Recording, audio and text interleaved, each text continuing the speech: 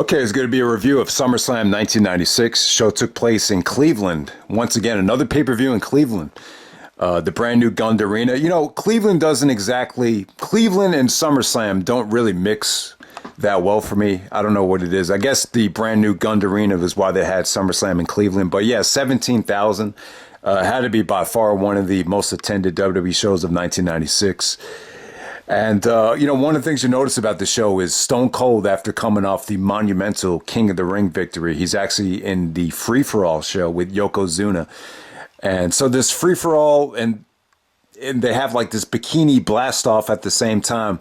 They're not on the DVD. They're not on the WWE Network. It's tough to find on YouTube. But I don't know. I like to see how this actually turned out, though. But apparently the rope broke, so Austin had to win the match within like the first couple of minutes. But yeah, it just doesn't make sense that Austin, wasn't on the SummerSlam main show. He was actually used as an extra in the Boiler Room Brawl. But yeah, I mean, you could have put Austin against Jake the Snake Roberts, or even a rematch with Savio Vega. I mean, I don't know.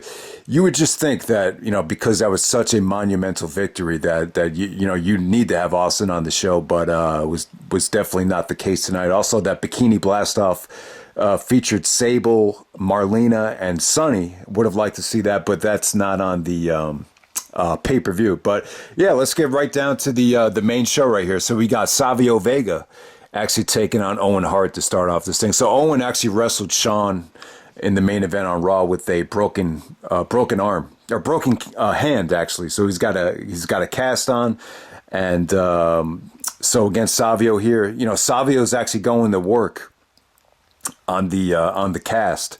Mr. Perfect's on commentary telling you, leave the cast alone. But I don't know. I thought it made for a great. I think a lot of times, when the guy's wearing a cast, sometimes it makes for a great story. You've seen Undertaker in the Hell in the Cell, Cowboy Bob Orton, and, you've seen so many guys, wearing a cast, and it does come into play.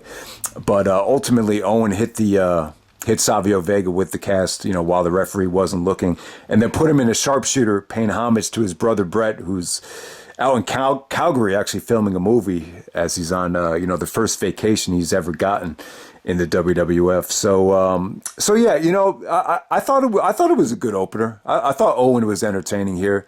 Savio was okay. The fan support for Savio wasn't, where I think it should have been. And, there was a lot of smart marks cheering for Owen. But yeah, not a hot opener. But, I thought Owen and Savio wrestled a pretty engaging match right here. It wasn't bad.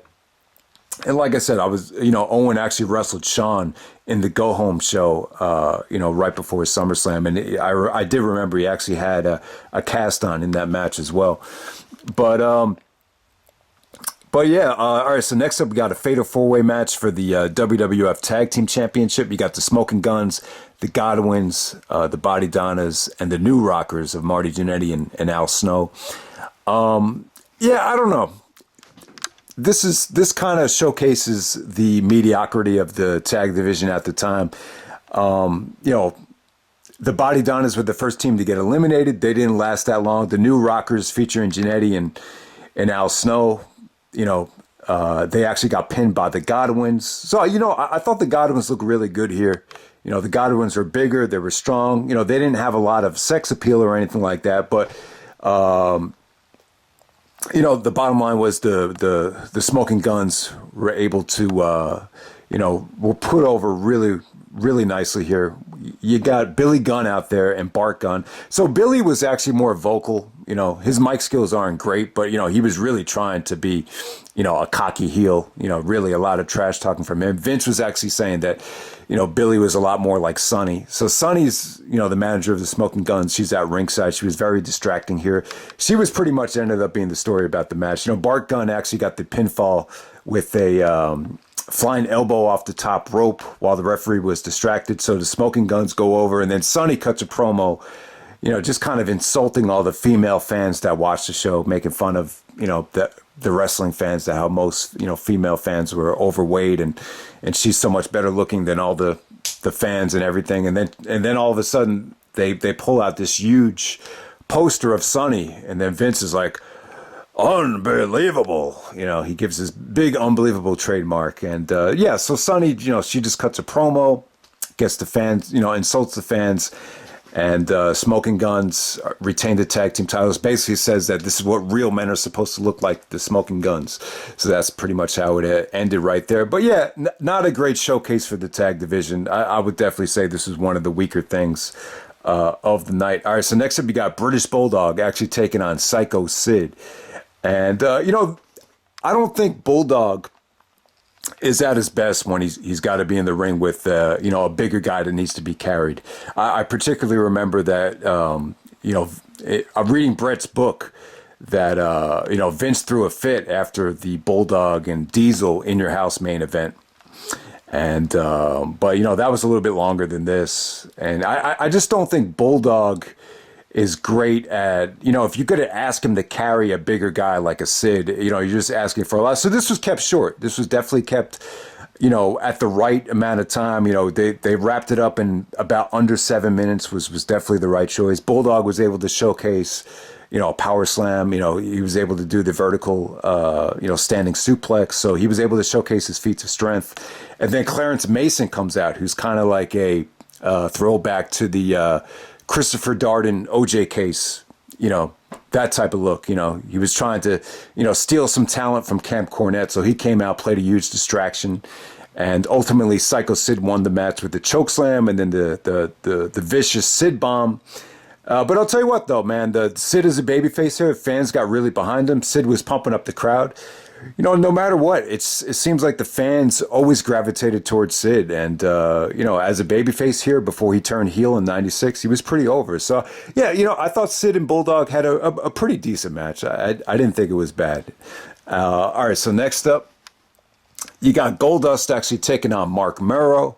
So this is a crazy storyline right here. So during this time, you had Mankind actually calling Sable mommy. He kept on coming up to Sable during the matches and calling her mommy. And then at the same time, Marlena actually gave Goldust the green light to go ahead and go after Sable. Kind of like an open marriage type of thing. That's kind of the agreement that Marlena and Goldust had, at least in the WWF storyline right there. So you had all these different guys after Sable, and Marc Mero, kind of had his hands full here. So yeah, I'll definitely say that Mero, which is another showcase of Mero, where I thought he looked really good in the ring, but just the fan support, it just, I don't think it was what Vince envisioned. I just think he had this idea, like, because of the over the top, wild man gimmick, that the fans were really going to gravitate towards Marc Mero. But yeah, they were they just really weren't into him. They just weren't into this match at all.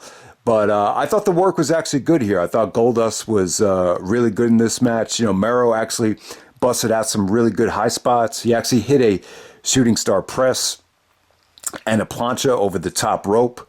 And the shooting star press, it looked like he had a tough time rotating, but he was able to do it. And Goldust actually, after the distraction from Marlena, Goldust hits a really nice, elevated inverted DDT. So yeah, I thought this was solid, but I just thought crowd reaction wise, it probably wasn't where I think Vince wanted it to be. So it just ended up being pretty average. But yeah, not a bad matchup at all. And then we had this big Farouk interview where they introduced Farouk, and Sonny's actually Farouk's manager there. It was kind of a anti Ahmed Johnson promo. And then next up, you got Jerry the King Lawler actually taking on Jake the Snake Roberts. All right, so this was funny because, Jerry was kind of burying Jake because of his drinking issues. He actually comes out there with this big bag where, Jake normally would have a snake in it, but instead it's like this huge bottle of whiskey or whatever. So, and, Jerry's telling all these these drunk jokes about Jake the Snake, and Vince is actually trying not to laugh, but Vince actually breaks character and just cracks up a couple times, and Mr. Perfect's laughing. Jim Ross did a good job though. He was saying that Jerry was like a really bad stand-up comedian. So Jake comes out and he was all pissed off about all the insults. So yeah, it seemed like they really took it to the next level with this Jake the Snake drinking problems. I guess he just had to suck it up and just deal with it. But yeah, I mean, I was surprised. They were actually able to wrestle, and I thought it was just going to be a situation where, Jerry ran out of the building. But no, they were able to wrestle for about a couple minutes. But Jerry actually hits one of the bottles, the big ass beer bottle behind the referee's back to get the victory there. But you know, it wasn't bad for a while it lasted. You know, I really do feel like you could have had Austin in that spot. You know, there's different guys that you could have put in that spot. Both Jerry and Jake were, you know, nowhere near in their prime anymore. So, you know, the match just kind of came off as filler as we had a huge double main event. So let's move on to the Boiler Room Brawl. We got Undertaker actually taking on Mankind in the Boiler Room Brawl. Man, this was a mess, man. I'll tell you what, this did not age well. And they could have done a better job of explaining how this match was going to play out. Basically, to win the match, you actually had to get to the ring, and Paul Bearer was actually going to, you know, give the, you know, if you got down on a knee, open your arms up, Paul Bearer was actually going to give either Mankind or Undertaker the urn. And they could have done a better job of just showing this whole feud and storyline in the video package, because this was a great feud. But, you know, I don't know what it was. Like, from a production value standpoint, this had to be one of the WWE's darkest hours. I don't know if all these technical difficulties were done on purpose. You know, you could argue that maybe because of the environment of the match, maybe they were going for that on purpose. You had all these, you know, technical difficulty interruptions, but I'm not sure if they were planned or not. But I'll tell you what, though, the lighting was awful, though. You know, this was just too dark to even watch. You know, maybe they wanted to give it kind of that gloomy type of feel, but yeah, you know, it was all right. You know, it was this Boiler Room Brawl, there's mixed feelings on it. It was nominated for Match of the Year at the 1997 Slammy Awards, so you can look into that as much as you want to. But I don't know. It's just, this is just not the match for me. You know, considering Mankind's gimmick, I guess it worked at the time. I mean, it was pretty crazy. You know, they were doing some, you know, crazy things. You had smoke all over the place. You had Undertaker actually take a hot coffee bump from Mankind. So Mankind actually throws all the hot coffee at Taker. That was probably like one of the highlights backstage. And then there's another part backstage where they're brawling. And, you know, they actually, you know, pass all the WWF superstars. And that's where you actually see Austin, like, being a cheerleader, which is kind of weird. And, but, you know, they took out ladders. They took out a lot of, you know, foreign objects. Just the lighting was just really bad. So Foley did take, you know, some pretty nasty ladder bumps. That's what really stood out in the actual Boiler Room. And then it got, you know, once they got out to the ring, it was actually pretty good. You know, it wasn't bad. Mankind took a nasty bump from the ring apron onto the concrete. That's a pretty famous bump. But then as Undertaker's about to win the match, Paul Bearer basically turns his back onto the Undertaker while he has the urn, and then, you know, that enables Mankind to, you know, hit Taker with the mandible claw. And then ultimately, once Undertaker's passed out, Paul Bearer actually turns on Undertaker, hits him with the urn, and then Taker's passed out and loses the match to Mankind as Paul Bearer aligns himself with Mankind. Yeah, you know, I didn't think this was great. I thought, you know, production values were too dark, but, you know, this whole turn with Paul Bearer, it was essential. When I look back on it, it really opened the door up for Taker to do, you know, just different stuff within the next couple years. Obviously, it opened the door up for the Ministry of Darkness, the American Badass, just so many different things. Even the main event next year against Brett at SummerSlam, I just felt like Taker just had just a little bit more dimensions to his character. You know, I think getting away from Paul Bearer, he was kind of stuck in this, you know, early 90s, you know, gimmick where he really couldn't go outside the box. So in terms of, you know, was it a move that they needed to make? Yeah, definitely. But yeah, I mean, the Boiler Room Brawl is probably like the most famous Taker Mankind match from '96. Like, it's definitely the most talked about from what I remember. But, you know, obviously nowhere near as compelling in terms of spots and, you know, the roller coaster ride that the King of the Ring Hell in a Cell match was. So yeah, you know, I kind of have mixed feelings on it. I just don't think the match really aged well. I mean, how does everyone feel about this Boiler Room Brawl? I don't know. I just had a tough time watching it. It was long too. It was the longest match on the show. It was about 27 minutes. Just really long. I felt more than anything the production values just really hurt it from a lot of different angles, from a storytelling standpoint too. And then the main event, we got the WWE Championship match. We got Shawn Michaels taking on Vader here. So Vader is part of Camp Cornette. So this is a very controversial match. And if you've been on YouTube, if you're a Jim Cornette fan, you'll know this is kind of where the Jim Cornette-Shawn Michaels rivalry escalated to a very personal level. I'll say this about the match, though. I thought it was a great combination. Let me just start with the good stuff here. I thought it was really, Shawn was just, getting to face, different opponents with different styles. You saw, the Mankind match the very next month was definitely Shawn, going away from the WWF style a little bit. But here, it's probably the closest thing you'll ever get to Shawn facing somebody from Japan. It just felt very stiff in the beginning, like Shawn was really stiffing Vader.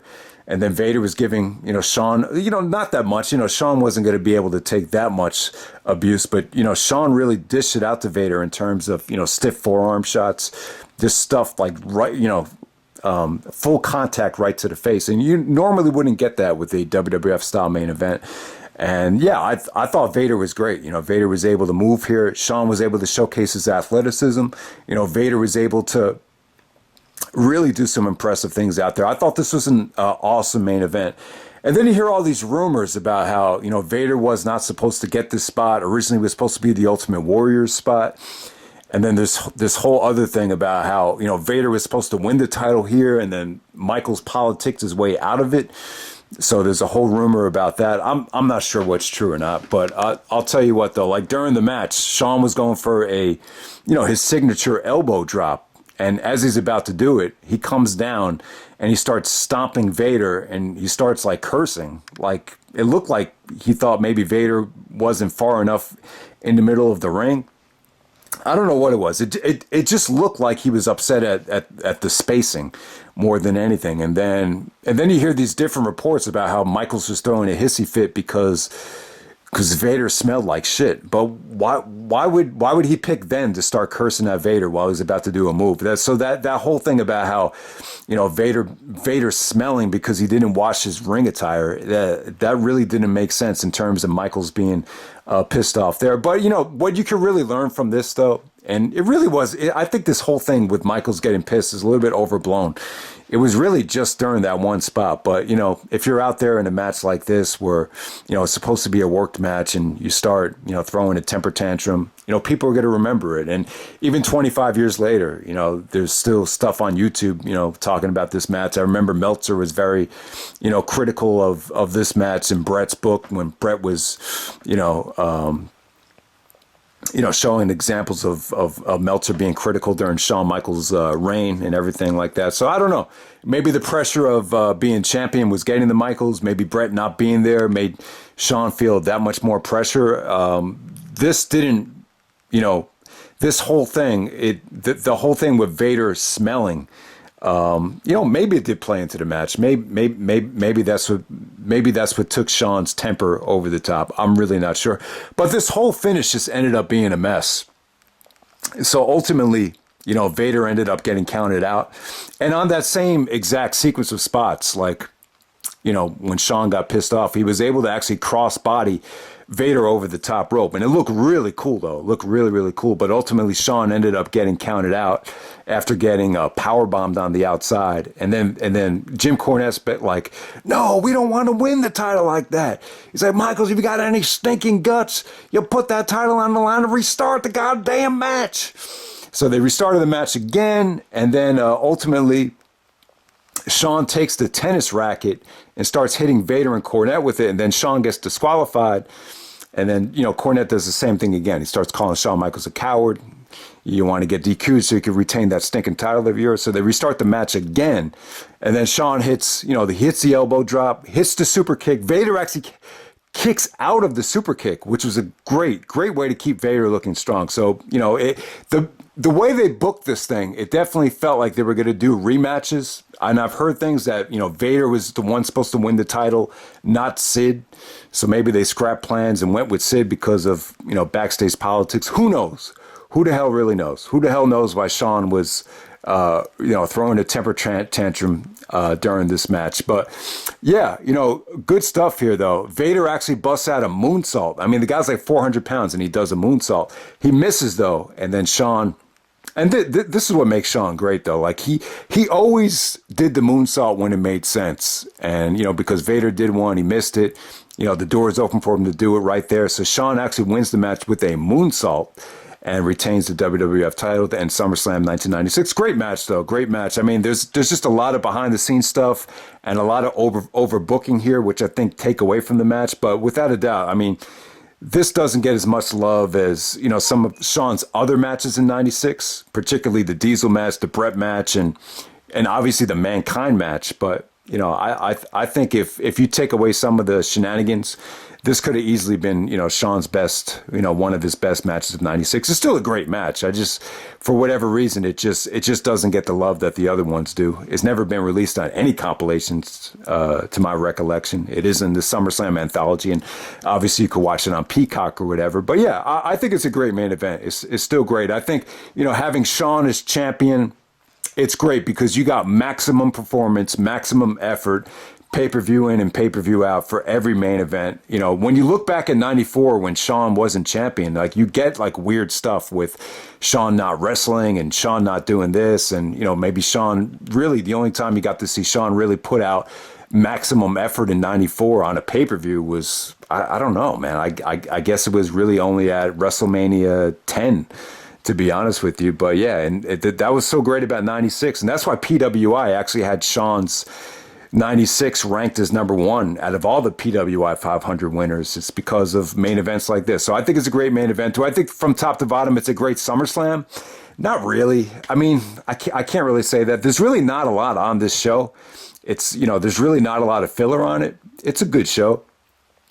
But yeah, I mean, I just felt like just a lot was lacking throughout the whole night as a whole. But the main event is great, though. So if you could definitely check that out. Yeah, so I think SummerSlam 96, it's pretty underrated because of the main event. But the show from top to bottom, I can't really recommend this whole show from top to bottom. Even that Fatal 4-Way tag match, it really kind of showcased a lot of the mediocrity in the division right there. So yeah, like I was saying, man, this is still a transitional time for WWF. I don't think the business was doing quite that good. You know, they were starting to lose the ratings. You know, you had Warrior leave the company. You know, Brett was still gone. And, you know, there was just a lot of, you know, there was a lot of pressure on Shawn Michaels. So, yeah, that's SummerSlam 1996 from Cleveland. And I'm out. All right.